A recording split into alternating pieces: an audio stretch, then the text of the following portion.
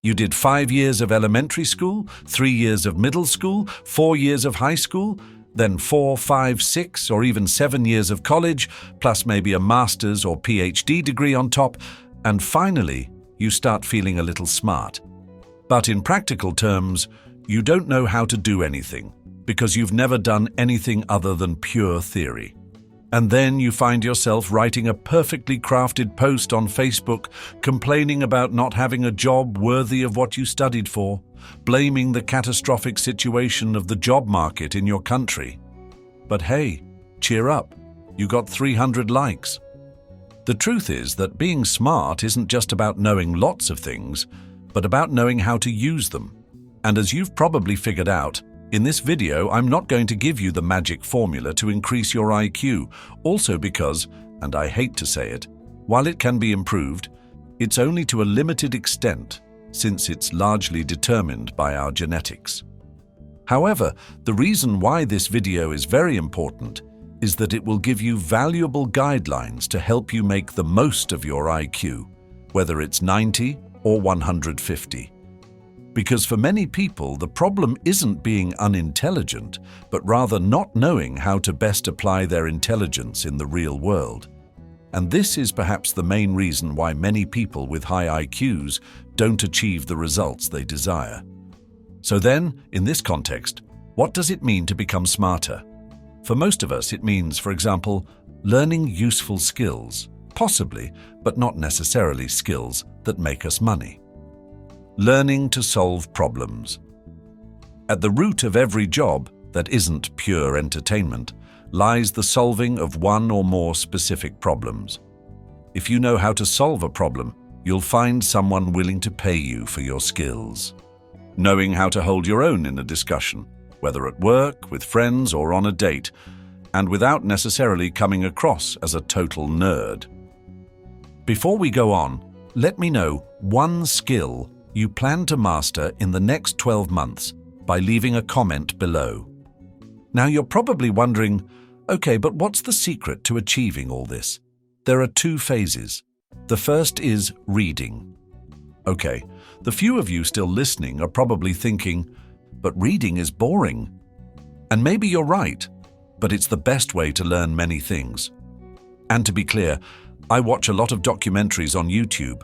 I love listening to podcasts, and I think these are still valid alternatives for learning.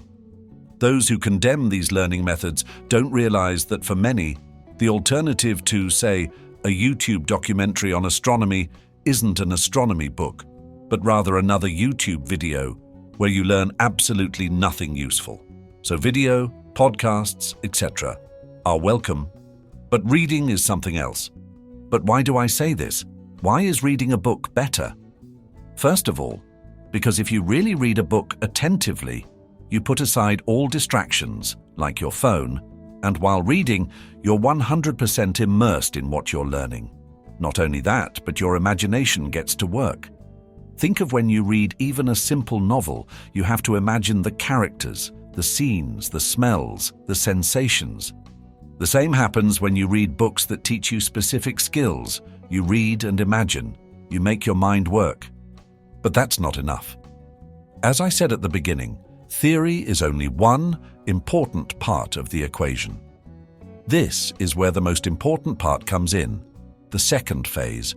Don't stop at narrative. Do you really want to learn something useful, a new skill? You need to put into practice what you've learned, and you need to do it immediately, not after 20 years of pure theoretical study. For example, find a book that teaches you how to become a perfect handyman and solve small, everyday problems on your own, changing a car tire, repairing the washing machine, or mowing the lawn. Maybe you read it and right after you grab the tools and try to fix a leak under the bathroom sink. Don't worry, your first attempt probably won't go as you hoped, but you'll make mistakes that your brain will remember for next time and you'll do a better job. This is the problem with many people who have done tons of theory and little practice. Without practice, they're wasting time. Whether you want to work for a company or for yourself, it makes no difference. Whoever hires you wants someone who can do, not just someone who can talk. Now, let's suppose you're reading a manual on how to jump-start a car with a dead battery. In this case, you might not have two cars available to put into practice what you just learned, which is perfectly understandable, but it doesn't matter. Close your eyes and imagine. Create a scenario. You're there, on the road in the middle of nowhere with your car broken down and another car stops to help, but the driver has no idea how to proceed. You're there, with the hood open, trying to connect the cables to start your car. Visualize every step. This imagination trick helps your brain remember almost as if you had done it for real. And if you want to master a practical skill, follow the 80-20 rule. You want to get 80% of the results with 20% of the effort.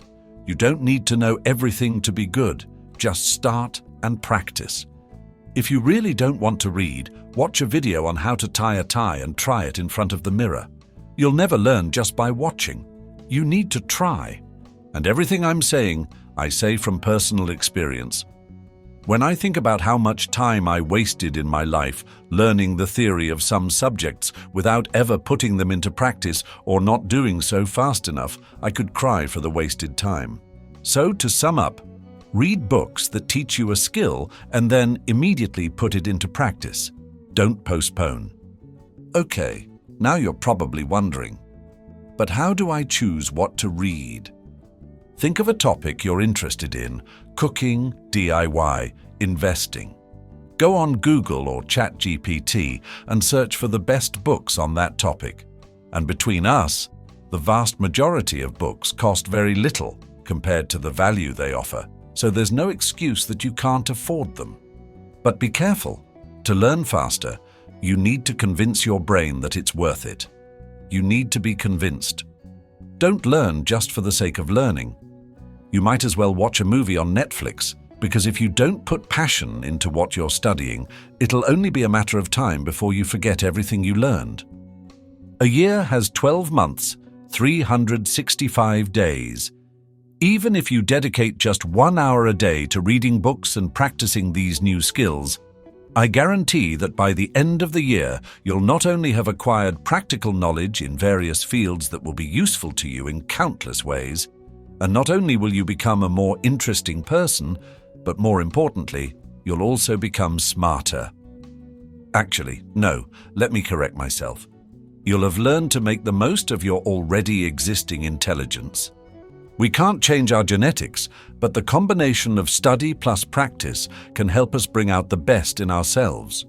And a person with an average IQ of 100 who manages to do this could easily be more successful than a person with an IQ of 150 who has never learned to fully use their potential, thinking that everything is owed to them simply because they won the genetic lottery. Put into action what you learn. Read, try, imagine. And if you ever get stuck, remember, the best way to learn something is to teach it to someone else. I myself, in 6 years of making videos on this channel, have learned subjects I had never studied before simply by studying them, learning them, and telling you about them. I hope this video was helpful to you. Thank you all for watching, and have a great day.